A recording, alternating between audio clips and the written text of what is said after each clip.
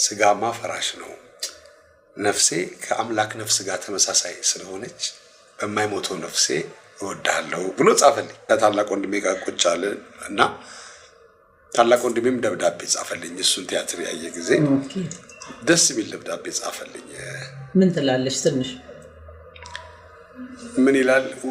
ወንድሜ ነጻነት ወንድሜ ነጽ አምላክ በሚወደኝ መልኩ እወዳለሁ ብሎ ጻፍ ጀምርና መጨረሻ ላይ እኔም እወድህ በነፍሴ ነው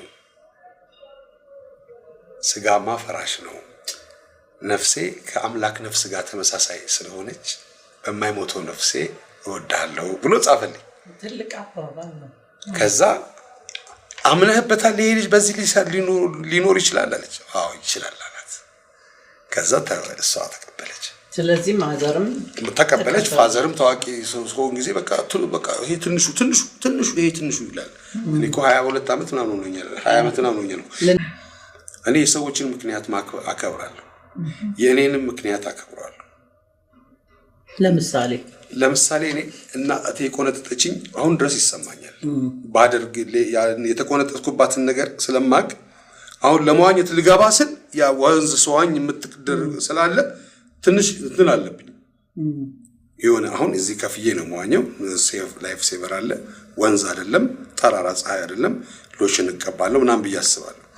ግን ከሷ ጋር ሁሌ ጸቡ እኔ ወንዝ ሄጄ ዋኛለሁ በተራራ ፀሐይ፣ እሷ ደግሞ ካሁን ልጅሽ ውሃ በልቶታል ነይና እሺ ይባላል ብላ ነው የምታስበው።